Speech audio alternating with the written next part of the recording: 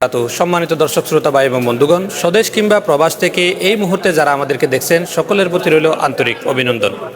News stand বিডির মাহে রমজানে ধারাবাহিক ইসলামিক অনুষ্ঠান আম্মাজান হৃদয়ে রমজান। আজকের এই পর্বে আমরা একজন মান্যবর অতিথি পেয়েছি, শায়খ আব্দুল হাই মোহাম্মদ সাইফুল্লাহ, ঢাকা। আমরা সরাসরি শায়খের কাছে আপনাদেরকে নিয়ে যাচ্ছি। আজকের আলোচনার যে বিষয় সেটা হচ্ছে এতেকাফের বিষয়, এতেকাফের গুরুত্ব, এই বিষয়ে আমরা শায়খের কাছে জানতে চাইব। হ্যালো বন্ধুরা, প্রিমিয়াম ব্র্যান্ড আম্মাজান।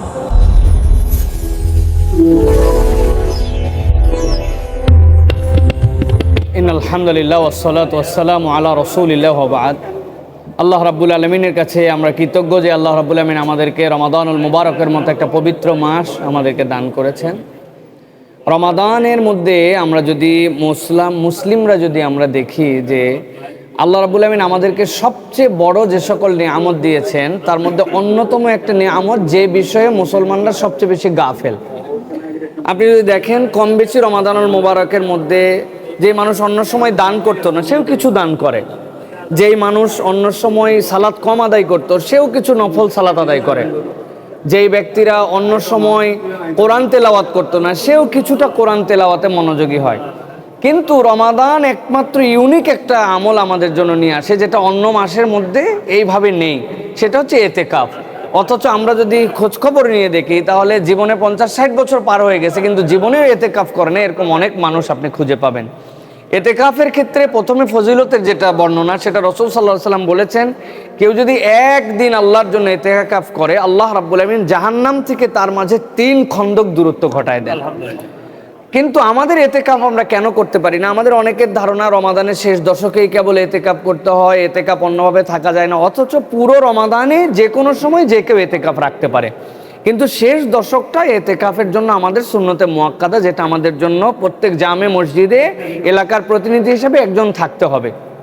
কিন্তু আপনার যদি সময় থাকে, আপনি রমাদানের প্রথম দশকে সময় আছে, আপনি একদিন মাগরিবের সময় প্রবেশ করলেন, পরের দিন মাগরিবের সময় আবার বেরিয়ে গেলেন, এই পুরো রাতটা থাকলেন, আবার পুরো দিনটা থেকে মাগরিবের সময় থেকে যেহেতু আরবি ক্যালেন্ডার শুরু হয়, আপনি একদিনের কিন্তু এতেকাফের সওয়াব পেয়ে গেলেন। আপনি 3 দিনের জন্য যেতে পারেন।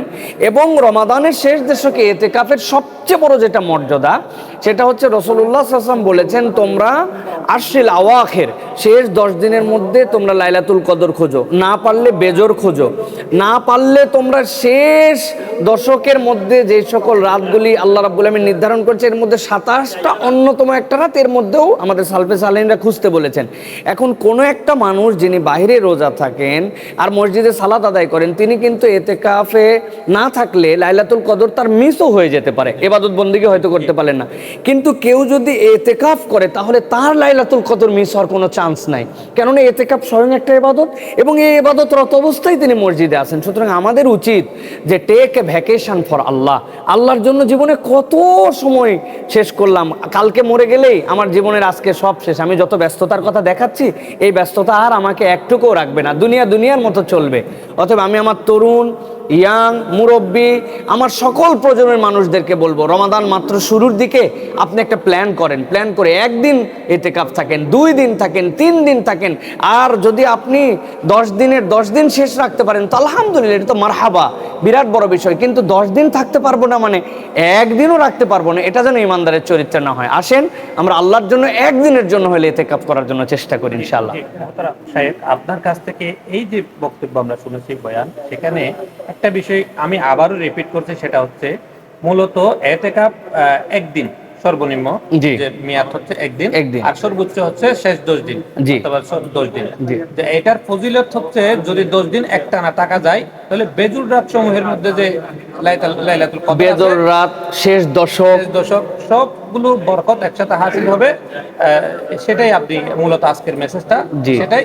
আর যেহেতু আমরা অনেকেই এই পর্যন্ত এতেকাফ আমরা থাকি নাই, থাকার সুযোগ হয় নাই, ভবিষ্যতে অনেক বয়োবৃদ্ধ মানুষকেও আমরা দেখি যে তারা থাকে নাই, তাহলে আপনাদের আহ্বান থাকবে এই অনুষ্ঠানের মধ্যে দিয়ে যে যেন আমরা এই বছরই আমরা এতেকাফ পালনের জন্য কমসে কম জীবনে আল্লাহর কাছে যেন যে আমরা বলতে পারি যে রব্বুল আলামিন আমার এই দীর্ঘ 50-60 বছরের জীবনে আমি একদিন তোমার জন্য এতেকাফ ছিলাম। একটা মানুষ পুরো হায়াত পার করে দিল, কোনোদিন এতেকাফ করে নাই। এবং উপরন্তু দেখা যায় এলাকায় বিভিন্ন মসজিদে গুনাহ মাফ করার জন্য ভাড়াটিয়া এতেকাফকারী নেয়, তারে বলে দেয় 5,000 টাকা দিব, লুঙ্গি দিব, খাবার দিব, উনি সকলের পক্ষ থেকে ওইখানে এতেকাফ করতেছে। তাহলে কোনো ইবাদতকে ভাড়ায় খাটানো করা যায়? অথচ আমরা এতেকাফের ক্ষেত্রে গাফেল হয়েছে। অথচ মুরব্বী অনেক ধরনের মানুষজন আছে যাদের বাড়িতে ওরকম কোনো কাজ নেই, কিন্তু তিনি এতেকাফের আমল করেন না।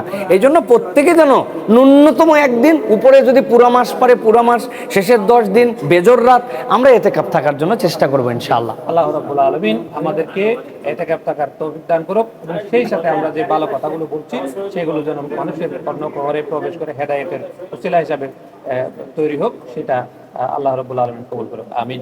ওয়া আখিরু দাওয়ানা আলহামদুলিল্লাহ। আসসালামু আলাইকুম রহমতুল্লাহ।